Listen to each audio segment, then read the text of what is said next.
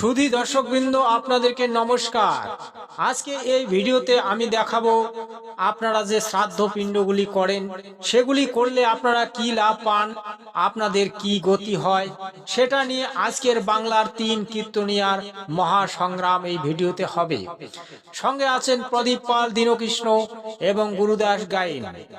আসলে আমরা শ্রাদ্ধ পিণ্ড করি, ব্রাহ্মণরা আমাদের দ্বারা শ্রাদ্ধ পিণ্ড করায়, কিন্তু এর মূল তত্ত্বটা আজ পর্যন্ত ব্রাহ্মণরা কিন্তু আমাদেরকে বলেনি।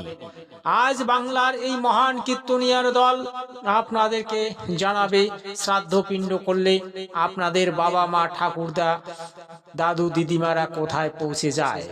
শ্রাদ্ধের নামে যে ব্যবসাটা চলছে, এই ব্যবসাটা কবে বন্ধ হবে সেটা আপনারা নির্ণয় করবেন এবং সুন্দর করে একটা কমেন্ট পাঠাবেন। চলুন তাহলে ভিডিওটা স্টার্ট করি। জয় নিতাই। প্রথমে আপনাদের ছোট্ট ছোট্ট কয়েকটা তত্ত্ব বলে দিয়ে আমি লীলার মধ্যে যাব। ভক্তদের একটু নির্দেশ আছে, লীলা সামান্য থেকে তার মধ্যে একটু তত্ত্বের মধ্যে যেতে হবে।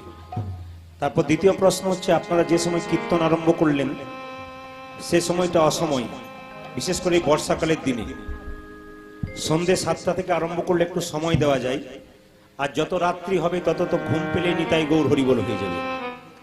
এই জন্য আপনাদেরকে বলে যাই, এই ছোট্ট সংক্ষিপ্ত সময়ের মধ্যে আপনাদের ছোট্ট তত্ত্বের মাধ্যমে ঠিক সময়ে আমি শেষ করব, আপনাদের চিন্তা নেই। এখন প্রথম প্রশ্ন হচ্ছে যে শ্রাদ্ধ বাড়িতে দেখবেন সবাই খায় না, নয় কি? আপনাদের এখানে হয় কিনা জানি না, আমাদের দিকে শ্রাদ্ধ বাড়িতে সবাই খায় না।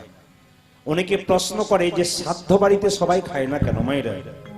অনেকে দেখবেন শ্রাদ্ধ বাড়িতে খায় না, জিজ্ঞেস করায় তুই খাস না কেন? ও বলে আমার বাবা খায় না বলে আমি খাই না। ও জানে না, ওর বাবাও জানে না, শুনে শুনে করছে। কিন্তু জেনে নিতে হবে যে শ্রাদ্ধ বাড়িতে কেন খেতে নেই।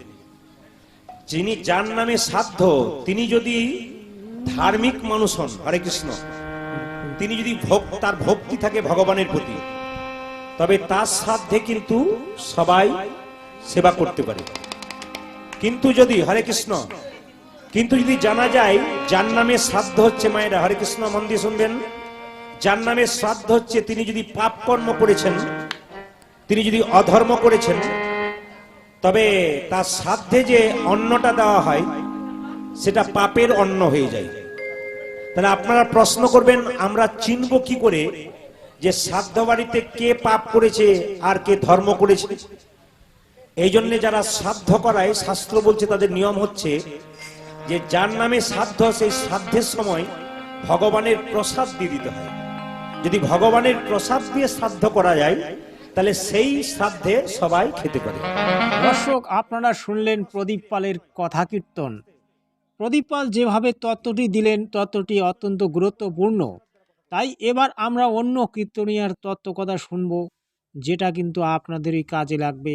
তাই ভিডিওটি শেষ পর্যন্ত দেখবেন এবং অবশ্যই একটা ভিডিওটিতে লাইক করবেন, বন্ধু বান্ধবদের মধ্যে শেয়ার করবেন। সৎসাহে। মা মরে গেছে, মাকে নাকি পিণ্ডি দিলে স্বর্গে চলে যায়। বাবা মরে গেছে, বাবা নাকি তাকে ভালো করে পিণ্ড দিলে, শ্রাদ্ধ করলে স্বর্গে চলে যাবে। কে বলেছে? ঠাকুর মশাই। কি তাই না? তা মা মরে গেছে, বাবা মরে গেছে, পিণ্ড দিতে হবে, স্বর্গে চলে যাবে। বাবা মরে গেছে, স্বর্গে চলে যাবে। কোনোদিন ভেবে দেখেছেন ঠান্ডা মাথায় যে লোকটা কোনোদিন হয়তো কোনো ভালো কাজ করেনি, আমি তার ঠেলে ঠেলে পাঠাবো স্বর্গে? আমাদের বর্তমান দিনে সেটা আজও চলছে। আমরা তো শিক্ষিত সমাজ, বলুন না। একটা মা মরে গেল, বাবা মরে গেল, তার শ্রাদ্ধ করলে নাকি স্বর্গে চলে যায়। বলুন, এটা কারা করে গেছে? যারা চিটিংবাজ ব্রাহ্মণ। ভালো করে ভেবে দেখবেন, নিজেদের স্বার্থ সিদ্ধির জন্য সমাজটাকে তারা ধ্বংস করে অপরের মাথায় কাঁঠাল রেখে গোয়া ভেঙে খেয়ে চলে গেল। তারাই সমাজের মধ্যমণি হয়ে শিখিয়ে দিয়ে গেছে, স্বর্গে যদি পাঠাতে চাও তবে বাবার শ্রাদ্ধটা ভালো করে কর, মায়ের শ্রাদ্ধটা ভালো করে কর। আমার হোক আপনার হোক, মা যখন মরে যায়, ভালো করে ভেবে দেখবেন, পুড়িয়ে আসার পরে আমাদের একটা 1000 বছর ধরে একটা সংস্কার, এটা সংস্কার না কুসংস্কার আপনারা শিক্ষিত ছেলে মেয়ে ভাবতেন? প্রশ্ন, এটা কুসংস্কার না সংস্কার, এটা আপনারা ভাববেন। মানুষটাকে পুড়িয়ে এসে আপনি যাবেন কাদের কাছে? বলা আছে ওরাই একমাত্র তোমার বাবা মায়ের কোথায় যাওয়া হবে সে সিদ্ধান্তটা ওরাই যায়। আপনি ঠাকুরমশাইয়ের বাড়ি গেলেন, ঠাকুরমশাই প্রথম থেকে স্টার্ট করবে কি করে একে টুপি পরানো যায়। বুঝো কি করে একে টুপি পরানো যায়, যত কায়দায় ফেলবো তত ফায়দা লুটে নেব। প্রথমে জিজ্ঞাসা করলো, হ্যাঁ রে তোর মা তোর বাবা কটায় মরেছে? এই কটা মানে এবার থেকে তোমার শুরু হয়ে গেল। কি আপনি পট করে বলে ফেললেন আমার মা আমার বাবা, ধরুন আমার মা মরেছে, না এখন মা আমার বেঁচে আছে, বাবা রাগ করবেন না হরি বল, আমার মা বেঁচে আছে বাবা মারা গেছে। এবার আমি কি বলবো, আমার বাবা মরেছে কটার সময়? ভোর 4টের সময়। সঙ্গে সঙ্গে ঠাকুরমশাই ওদের 14 গোষ্ঠীর যে একটা সিটিংবাজি লাইন আছে, হ্যাঁ ওই 14 গোষ্ঠীর সিটিংবাজির ধারাবাহিকতার যে ধারাপাতটা খুলবে, ওরা আনন্দ করবে তোমার ধারাপাত। কি বলুন, রাগ করবেন না, কষ্ট পাবেন না, দেখবেন আস্তে আস্তে ইস মহেন্দ্র যোগ ছিল 5:55 পর্যন্ত। তোর বাবা এই যে 6টার সময় ইস আর 5 মিনিট আগে যদি মরতো, তোর বাবা হেঁটে হেঁটে স্বর্গে চলে যেত। এই যে 5 মিনিট পরে মরেছে মানে তোর খবর খুব খারাপ, তোরও খবর খারাপ, তোর বাপের আরো খবর খারাপ, তোর বাপ 4-5 দোষ। আপনি ঠাকুরমশাইকে প্রশ্ন করুন, হ্যাঁ বাবা এই কথা বললে হয়তো অনেক ঠাকুরমশাইরা কষ্ট পাবেন, আমি পা দুটো জড়িয়ে ধরে বলবো এখানে তো সময় মাত্র স্বল্প, যদি আপনাদের কারুর মনে কষ্ট হয় দয়া করে আমার সঙ্গে একটু মিটিং করুন। আপনি কটা বই পড়েছেন, আমি কটা বই পড়েছি, একটু জানান হয়ে যাক না। আপনারা শুনলেন গুরুদাস গায়নের কথা কীর্তন, তিনি শ্রাদ্ধ সম্পর্কে কি বললেন সেটা আপনারা মোটামুটি বিস্তারিত জানলেন। এবারে কিন্তু আমরা মূল তত্ত্ব নেব দীনকৃষ্ণ ঠাকুর মহাশয়ের কথা কীর্তন থেকে। তাহলে দর্শক, এই কথাগুলি শোনার পরে আপনারা কি বাবা মায়ের শ্রাদ্ধ করবেন, দাদু দিদিমার শ্রাদ্ধ করবেন? আপনারা ভুল করছেন, শ্রাদ্ধ পিণ্ড থেকে দূরে সরে যান, এগুলি হচ্ছে কাল্পনিক, এগুলি ব্রাহ্মণরা আমাদেরকে ঠকানোর জন্য করছে। আপনারা বুঝিও কেন বুঝছেন না? আপনারা সংস্কারী হয়ে উঠুন, বা ওই ধুতি পাঞ্জাবি পরা ব্রাহ্মণদের থেকে দূরে থাকুন, ওই পাখণ্ডী ব্রাহ্মণদের থেকে দূরে সরে যান। এরা আমাদেরকে শোষণ করেছিল, আজও শোষণ করছে। শিক্ষিত হয়ে এই ভুলগুলি করবেন না। আপনাকে অনেক ধন্যবাদ। এবার চলুন তাহলে মহান কীর্তনিয়া দীনকৃষ্ণ ঠাকুরের কথা কীর্তন এবার আমরা শুনবো। আপনাদের ভিতরে যদি কেউ মনে করেন শ্রাদ্ধ করা উচিত, কীর্তনের পরে আমার সঙ্গে বসবেন, আমি প্রমাণ করে দেব শ্রাদ্ধ করা উচিত নয়। কেন? ভালো করে শুনবেন। শ্রাদ্ধ করতে গেলে আপনারা যে একবার শ্রাদ্ধ করছেন, একবার শ্রাদ্ধ হয় না, কবার শ্রাদ্ধ হয়? আপনার বাবা মা অসুস্থ হয়ে গেলে প্রায়শ্চিত্ত করা হয় না? অনেকে বলে কষ্ট পাচ্ছে, পরাচিত্তিরি করে দে। পরাচিত্তিরি এটা কি? এটা জীবন্ত শ্রাদ্ধ। এইবার আপনার ছেলের যে মুখে ভাত দিচ্ছেন, আপনার ছেলের বিয়ে দিচ্ছেন, আপনার মেয়েকে বিয়ে দিচ্ছেন, এই বিয়ে হবে কখন? রাত্রেবেলায়। আর দিনের বেলায় আপনি কি করছেন? নানি মুখ, পঞ্জিকাতে বলা হয় নন্দী মুখ। এই নন্দী মুখ কাকে বলে? এই নন্দী মুখ মানে একটা শ্রাদ্ধ, মানে আপনার পূর্বপুরুষদের জলদান করতে হয়। নন্দী মুখটা আগে আপনি শ্রাদ্ধ করছেন, তারপরে গিয়ে আপনার ছেলের বিয়ে হচ্ছে। আপনি আগে শ্রাদ্ধ করছেন, তারপরে গিয়ে আপনার মেয়ের বিয়ে হচ্ছে। আপনি আগে শ্রাদ্ধ করছেন, তারপরে আপনার ছোট্ট বাচ্চার মুখে অন্নপ্রাশন করছেন। আগে শ্রাদ্ধ করাই লাগবে। এই শ্রাদ্ধ যারা করেছেন আর যারা আগামীতে করবেন, আপনার বাবা উদ্ধার হবে। আপনার সামনে কলার খোল কেটে রাখা হয়েছে, ওর ওপরে একটা কাঁচকলা দেওয়া হয়। কাঁচকলা দেওয়া হয় না? বলুন, আত্মার মঙ্গলের জন্য কাঁচকলা কোন কাজে লাগে বলুন? আত্মা তো খায় না। আত্মা খায় কি? আত্মা দেখে না, আত্মা অনুভব করা যায় না। আত্মা না তো চলতে পারে, না তো বলতে পারে, তাহলে আত্মা পড়বেন, আত্মার রহস্য সন্ধানে আত্মার লজিকটা পড়বেন, কি এই আত্মা, আত্মার কনসেপ্ট এটা পড়বেন, পড়ার দরকার। তাহলে আত্মাকে উদ্ধার করার জন্যে, যার উদ্ধার ভগবান নিজে বললেন, আত্মার উদ্ধার আত্মা নিজেই করে, কারোর সাধ্য নেই আত্মাকে উদ্ধার করা। তাহলে সেই আত্মার উদ্ধার করার জন্য করলাম কি? শ্রাদ্ধ। আর সেই শ্রাদ্ধের মাধ্যমে চলছে কি? দান। কেউ ষোড়শ দান, কেউ দ্বাদশ দান, কেউ 18 দান, কেউ জমিদান, কেউ ভূমিদান, কেউ অন্নদান, কেউ আবার গরু বাছুর দান করছেন। কেন? আপনার বাবার আত্মা শান্তি পাবে।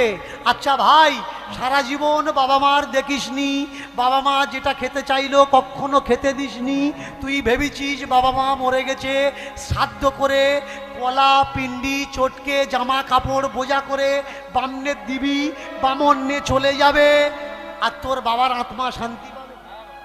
তোর বাবা তো ওখান থেকে গালাগালি করবে বসে বসে, বেঁচে থাকতে খাওয়াতে পারলি না, মরে যাওয়ার পর পাড়ার লোক খাওয়াচ্ছিস। এটা কি তোর উচিত? অনেকে বলে মরা ব্যক্তিকে খাওয়াতে গেলে ব্রাহ্মণের মুখ থেকেই মরা ব্যক্তি খায়। ভালো করে শুনবেন, আপনার বাবা যেটা খাওয়ার ইচ্ছা ছিল আপনি খাওয়াতে পারেননি, ব্রাহ্মণকে খাওয়াবেন, খাওয়ালে আপনার বাবার মরা বাবা পেয়ে যাবে। আপনার বাবার যেটা পড়ার ইচ্ছা ছিল পড়াতে পারেননি, ব্রাহ্মণকে দিয়ে দেবেন, দিলে আপনার বাবা সেটা পড়তে পারবে।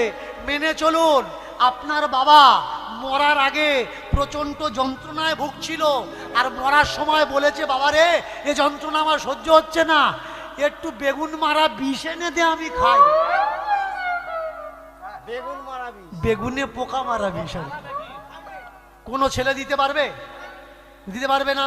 বাবা মারা গেছে, এখন ব্রাহ্মণ এসছে বাবার আত্মার শান্তির জন্যে। আপনি যদি বলেন পণ্ডিতজি আপনাকে খাওয়ালে আমার মরা বাবা খাবে, আমার মরা বাবা শেষ ইচ্ছা ছিল যে প্রচণ্ড যন্ত্রণা হতো, একটু বেগুনে দেওয়া বিষ খাবে, আপনি একটু খান, ও খাবে তো? জামা কাপড় এটা নেবে, কিন্তু বাবার শেষ ইচ্ছা, আপনার বাবা যে ওষুধগুলো খেত, হার্টের ওষুধ, সুগারের ওষুধ, পুরো এখনো কমপ্লিট হয়নি, বাবা মারা গেছে। আপনি যদি ব্রাহ্মণকে বলেন ঠাকুরমশাই আর 4 দিনের ওষুধ আছে, আমার বাবা তো খেয়ে যেতে পারেনি, উপরে গিয়ে কন্ডিশন কি হচ্ছে না হচ্ছে, 4 দিনের ওষুধ দয়া করে খান,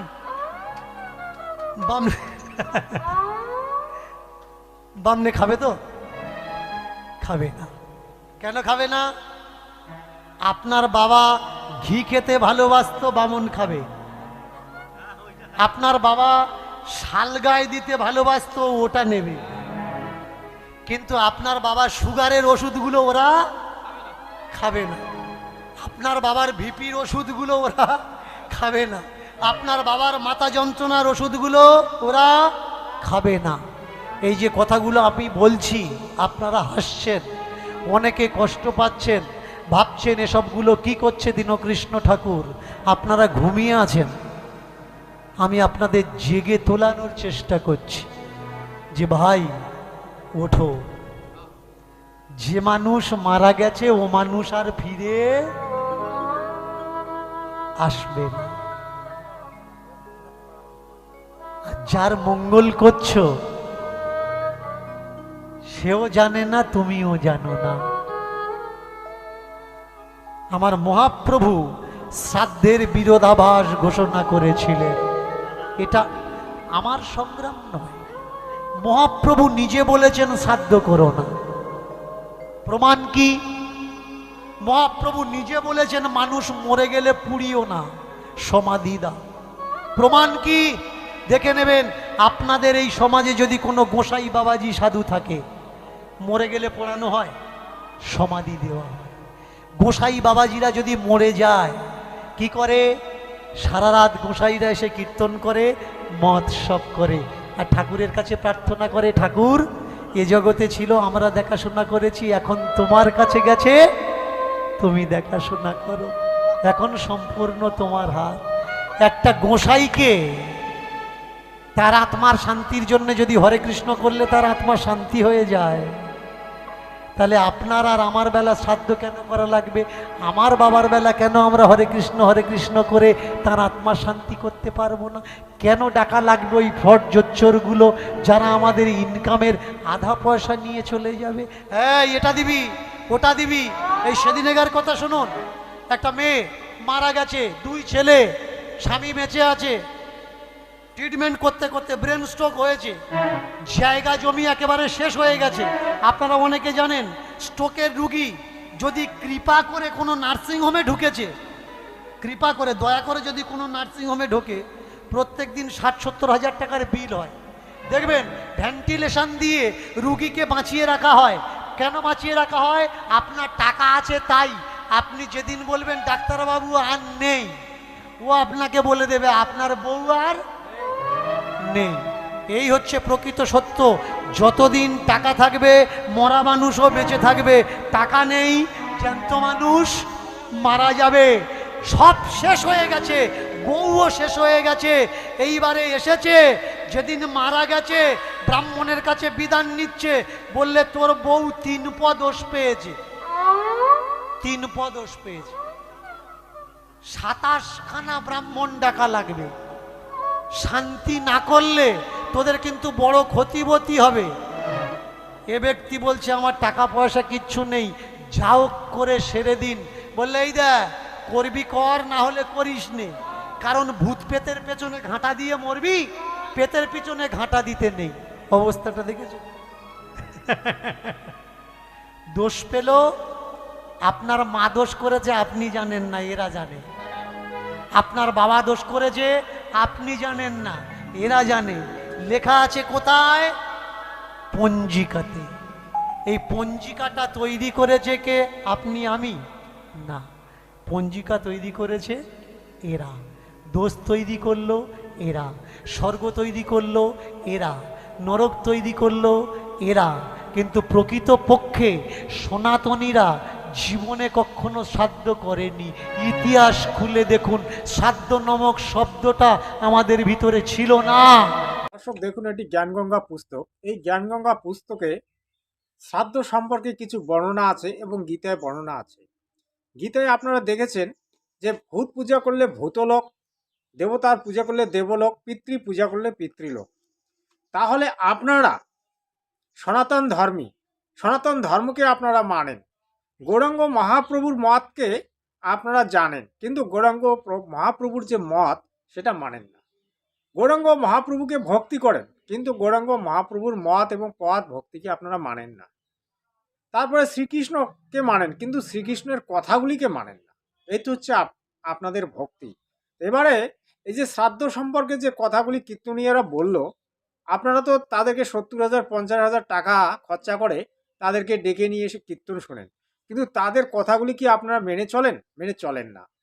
তাহলে আমাদের সনাতন ধর্মের মূল গ্রন্থ কি? গীতা। গীতা হচ্ছে আমাদের সংবিধান। 4 বেদ, আর একটা বেদ আছে সূক্ষ্ম বেদ। এই 5টা বেদ এবং গীতা, তারপরে 6টা শাস্ত্র, এটা নিয়ে হচ্ছে সনাতন ধর্ম। যে সনাতন ধর্মে শ্রাদ্ধপিণ্ড করা নিষেধ আছে ঋগ্বেদ, যজুর্বেদ, সামবেদ, অথর্ববেদ, গীতায়, তারপরে 6টি শাস্ত্রে, তারপরেও আপনারা ওই পাষণ্ডী ব্রাহ্মণদের কথা শ্রাদ্ধ করছেন। এটা কি আপনারা সনাতন ধর্মের কাজ করছেন, নাকি সনাতন ধর্মকে ডুবিয়ে দিচ্ছেন? ওরে মূর্খরা, একটু জেগে উঠুন।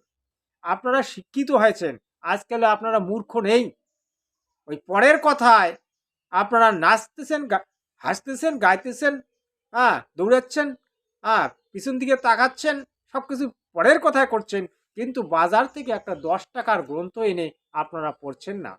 এই 10 টাকার গ্রন্থটা এনে একবার জ্ঞানগঙ্গা পুস্তকটা বাজার থেকে এনে পড়ে দেখুন, দেখবেন এখানে সনাতন ধর্মের মূল তত্ত্বগুলি বর্ণনা করা আছে। 4 বেদের কথা বর্ণনা করা আছে, গীতার মূল তত্ত্ব বর্ণনা করা হয়েছে। সেটা আপনারা করবেন না। কি করবেন? লাখ টাকা খরচা করে বাপের শ্রাদ্ধ করবেন, মানুষকে খাওয়াবেন, ব্রাহ্মণকে লাখো লাখো টাকা দান দেবেন, কিন্তু ব্রাহ্মণরা যে আপনাদের পদে বাস দিল সেটা কিন্তু আপনারা দেখলেন না। এই তো হচ্ছে সনাতন ধর্ম। তাই এই সনাতন ধর্মকে আজ মানুষ কেন ত্যাগ করছে হয় জানেন? সনাতন ধর্ম আসলে মানুষের পদে বাস দেয়, যার কারণে সনাতন ধর্ম ত্যাগ করে কেউ খ্রিস্ট, কেউ মুসলিম, কেউ জৈন, কেউ বৌদ্ধ হচ্ছে। আপনারা ব্যাপারগুলি বোঝার চেষ্টা করুন। দীনকৃষ্ণ ঠাকুর চিল্লাচ্ছে, দীনকৃষ্ণ ঠাকুর ভুল বলছে, এক কথা ও কথা বলছে, ওকে পিটাতে হবে, ওকে পিটিয়ে মেরে ফেলুন। গুরুদাস গাইন এ কথা ও কথা বলছে, ওকে পিটিয়ে মেরে ফেলুন। প্রদীপ পাল এ কথা ও কথা বলছে, ওকে পিটান। এটাই আপনারা শিখেছেন, কিন্তু 10 টাকা দিয়ে একটা গীতা এনে পড়ার মতো ক্ষমতা তোমাদের মধ্যে নেই, তাই তোমরা এই ধরনের মন্তব্য করো। মূর্খের দল, গীতে বলা আছে যে গীতা পড়ে নাই, যে গীতা জানে না, তার মতো অধম ব্যক্তি পৃথিবীতে নাই। তার মনুষ্য জন্মে ধিক, তার পুরুষলতাকে ধিক, তার বংশকে ধিক, তার লেখাপড়ায় ধিক, তার উচ্চ শিক্ষায় ধিক। তোমরা যারা আজকে এই যে বাপের শ্রাদ্ধ করছো কোটি টাকা খরচা করে, তোমাদেরকে ধিক, শত ধিক। তোমরা শত ধিক, ভগবানের কাছ থেকে তোমরা শত ধিক। ভাই, আমার কাছ থেকে পাচ্ছ না, ভগবানের কাছ থেকে। কথাগুলি বুঝুন। আজকের ভিডিওটা যদি আপনাদেরকে ভালো লেগে থাকে, অবশ্যই সুন্দর করে কমেন্ট পাঠাবেন, আমি ভুল দেখালাম নাকি সত্য দেখালাম। আমি খগেন্দ্রনাথ, আমি রাজবংশী তপশিলি জাতির লোক। আমি আপনাদেরকে এই কারণে এই ধরনের ভিডিও দেখাই, আপনাদেরকে জেগে তোলার চেষ্টা করছি। আপনারা ঘুমিয়ে আছেন, আপনাদেরকে জাগিয়ে তুলছি। জেগে উঠুন, একবিংশ শতাব্দীর লোক, শিক্ষিত লোক, আপনারা জেগে উঠুন। ওই পাখণ্ডি ব্রাহ্মণদের কথায় উঠবোস করবেন না। ধন্যবাদ আপনাদেরকে। শেষে একটাই কথা বলবো, সর্বদা শান্তিবার্তা চ্যানেল দেখবেন, শান্তিবার্তা চ্যানেল ফলো করবেন। জয় হিন্দ, বন্দে মাতরম।